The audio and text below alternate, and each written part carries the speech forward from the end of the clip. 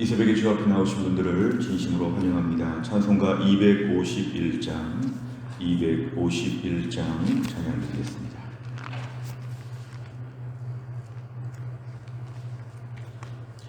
찬송가 251장입니다.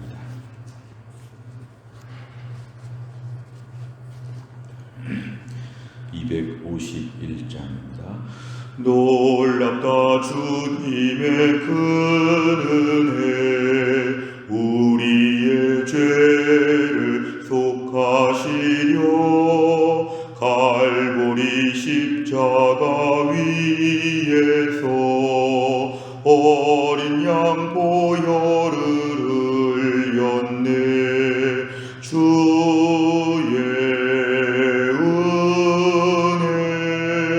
우리의 죄를 다 씻었네. 주의 은혜 우리의 죄를 다 씻었네. 죄악은 성난 파도같이 우리 영혼을 위협하나 헤아릴 수 없는 주네. 십자가에서 보이셨네. 주의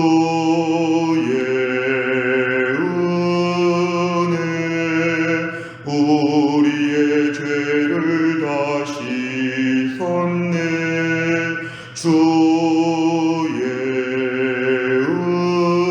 은혜 우리의 죄를 다 씻었네.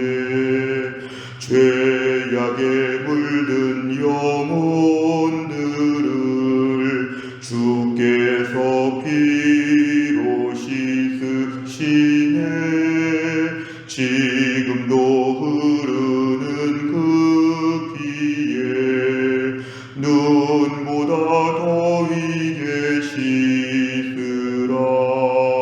주의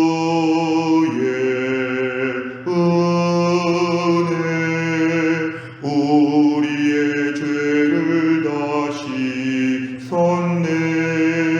주의 은혜 우리의 죄를 다 씻었네. 피할 수 없는 그 은혜를 믿는 자에게 거저주네. 형제여 주 앞에 나와서 더 지체 말고 고받으라.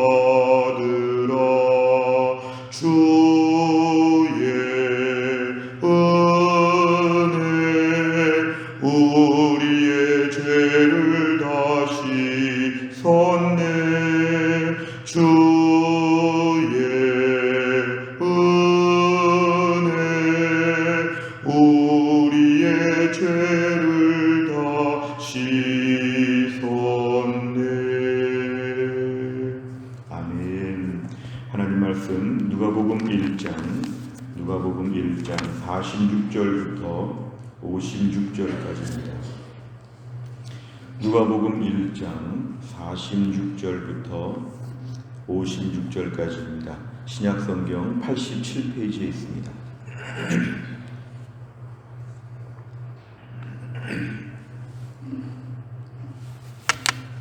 누가복음 1장 46절부터 56절까지의 말씀 종 한 절씩 교독하겠습니다. 46절에서 56절입니다. 마리아가 이르되 내 영혼이 주를 찬양하며 내 마음이 하나님 내 구주를 기뻐하였음은 그의 여정의 비천함을 돌보셨음이라. 보라 이제 후로는 만세에 나를 복이 있다 일컬으리로다. 능하신 이가 큰 일을 내게 행하셨으니 그 이름이 거룩하시며 긍휼하심이 두려워하는 자에게 대대로 이르는도다. 그의 발로 힘을 보이사 마음의 생각이 교만한 자들을 흩으셨고 권세 있는 자를 그 위에서 내리치셨으며 비천한 자를 높이셨고 줄이는 자를 좋은 것으로 배불리셨으며 부자는 빈손으로 보내셨도다. 그 종 이스라엘을 도우사 긍휼히 여기시고 기억하시되 우리 조상에게 말씀하신 것과 같이 아브라함과 그 자손에게 영원히 하시리로다 하니라. 같이 읽습니다. 마리아가 석 달쯤 함께 있다가 집으로 돌아가니라. 아멘. 오늘 본문의 말씀 46절부터 55절까지 이 말씀은 마리아의 찬양, 마리아의 노래, 이렇게 이름이 불려져 있는 특별한 성경 말씀입니다. 오늘 지금 마리아는 천사 가브리엘과의 그런 만남이 26절부터 38절까지 있었고, 이제 엘리사벳과의 만남이 39절부터 45절까지 있은 직후에 이제 마리아가 어떤 반응을 보였는가? 사실은 매우 뜻밖의 너무 특별한, 당시 유대 사회에서 이렇게 처녀가 임신하여 아들을 낳는 이 모든 일은 한편으로 볼 때 수치스럽기도 하고 사회적인 징벌이 있는, 자신의 생명에 위협이 될 만한 참 어려운 일이기도 하고, 한편으로 볼 때는 믿어지지 않는 기적 같은 그런 일이기 때문에 어떤 반응을 그가 보였을까 궁금한데, 오늘 46절에 보니까 마리아의 반응은 하나님을 찬양하는 것이었습니다. 46절에 보니까 내 영혼이 주를 찬양하며 내 마음이 하나님 내 구주를 기뻐하였다. 이 두 가지가 찬양의 핵심적인 내용입니다.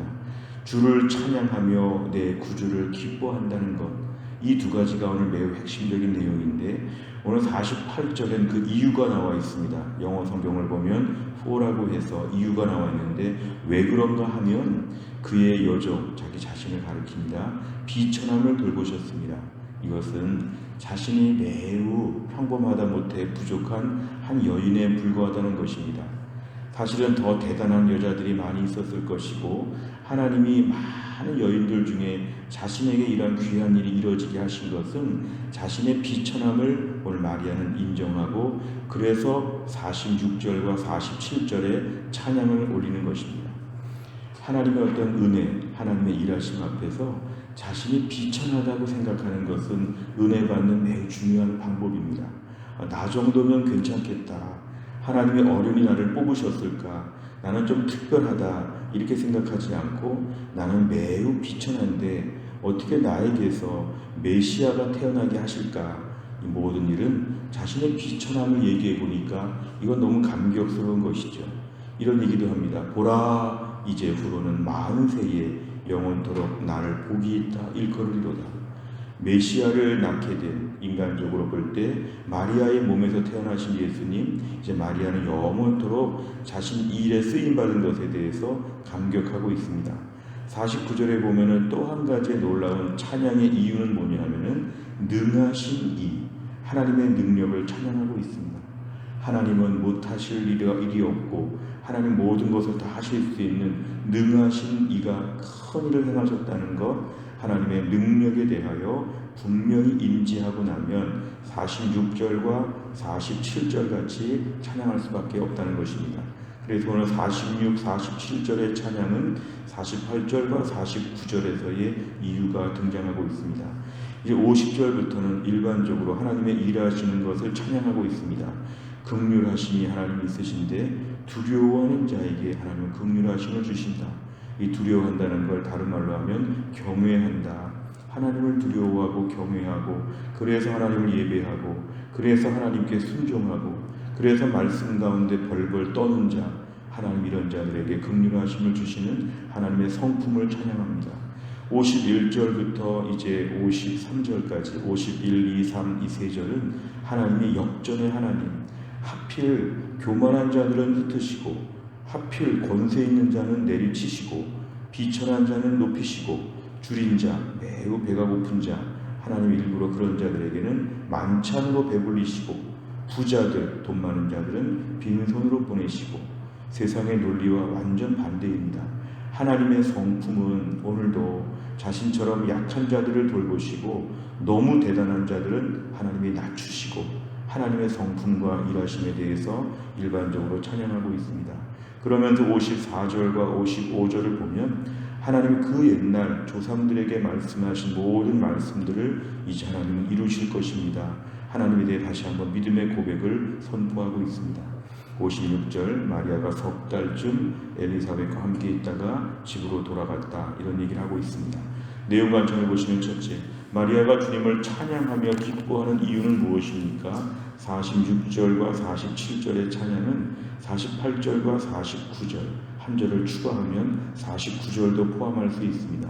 그것은 자신같이 비천한 여자에게 이런 일이 일어나게 하신 것에 대해서 하나님을 찬양하고, 하나님의 능력이 얼마나 대단하신지를 알게 되었을 때 하나님을 찬양할 수밖에 없다. 능하신 이가 큰 일을 행하셨다. 두 번째를 보면 하나님께서 믿음의 백성들에게 행하신 큰 일은 무엇입니까?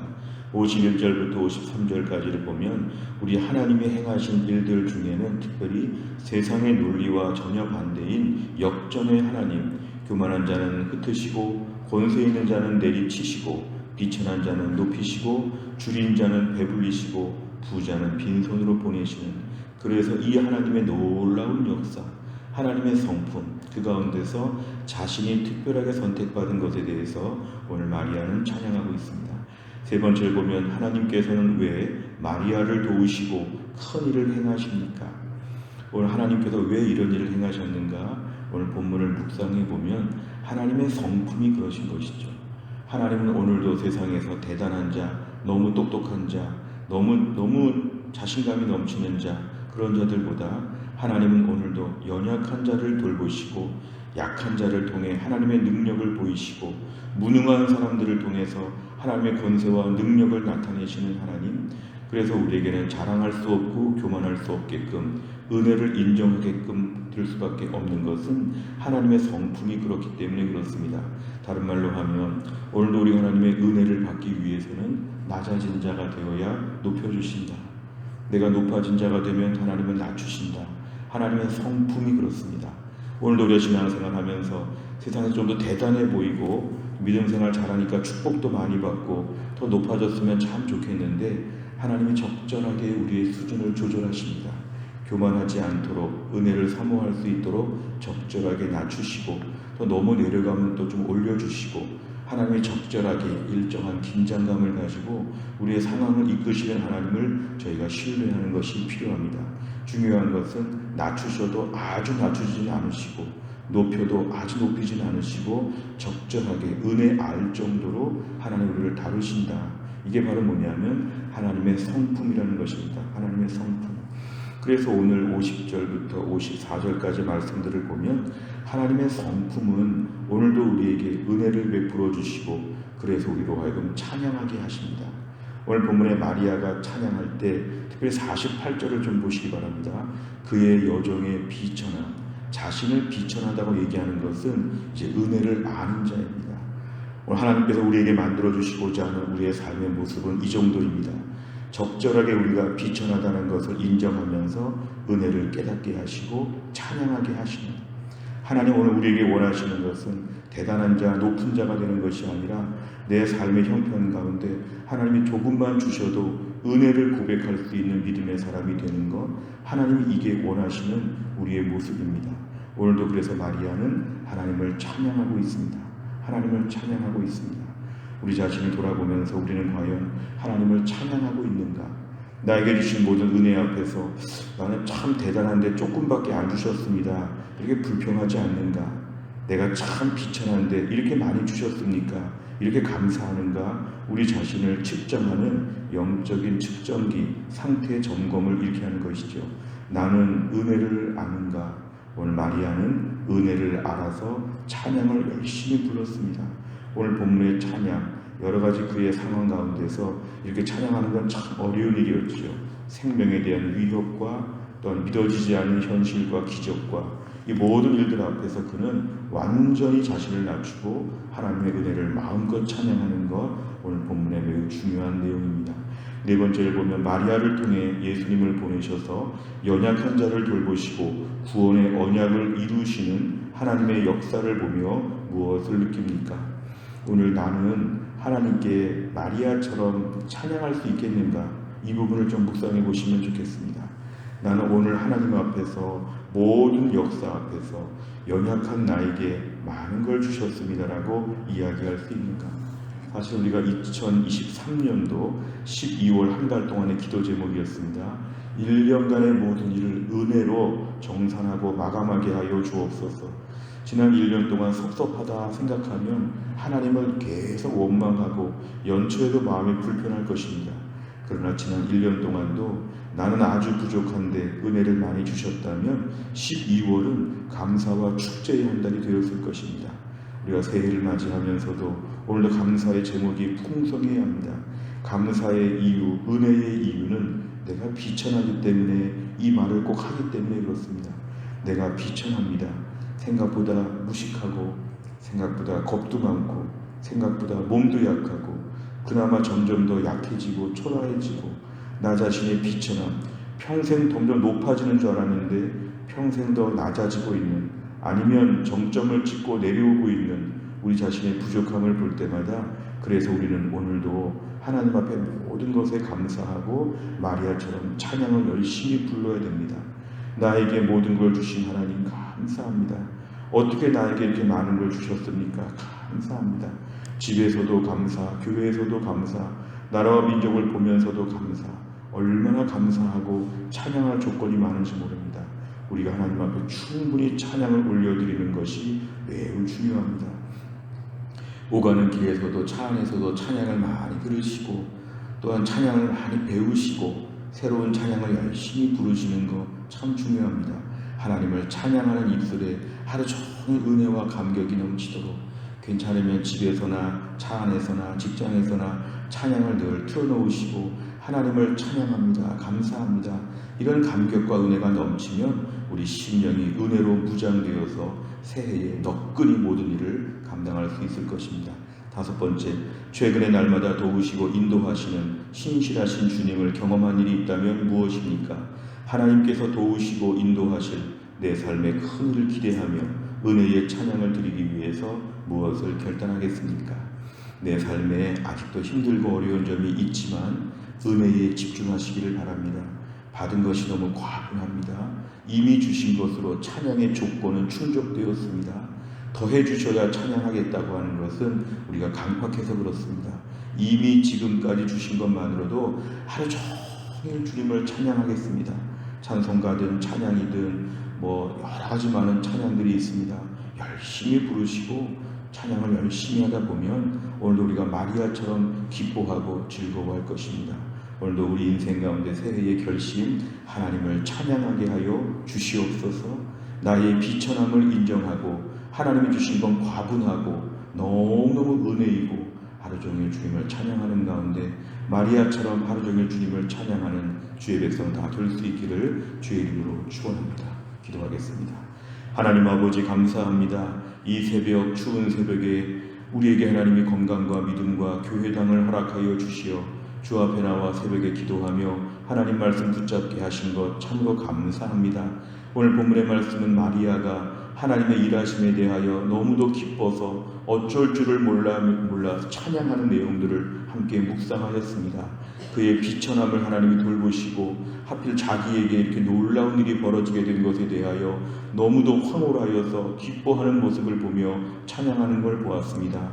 오늘도 우리의 삶 가운데 수많은 일들이 있는데 나 자신의 비천함과 초라함을 생각하면 지금까지 주신 것만으로도 얼마나 감사한지, 여전히 미제의 문제들이 있고 해결되지 않은 슬픔과 아픔들이 있으나 나의 비천함을 생각해보면 이만큼 도와주신 것이 얼마나 감사한지, 새해를 시작하면서 우리들의 마음에 아직도 지난해의 앙금처럼 남아있는 섭섭함과 불편함과 두려움과 여러 가지 좋지 않은 마음들을 오늘 아침에 다 정리하게 하여 주옵소서. 새해에 벌써 8일째가 되었는데 하나님 날마다 마리아처럼 하루 종일 찬양하고 기뻐할 수 있는 믿음의 사람 되게 하여 주옵소서. 내 인생 가운데 하나님 베푸실 은혜가 지금도 많고 앞으로도 많을 걸 기대합니다.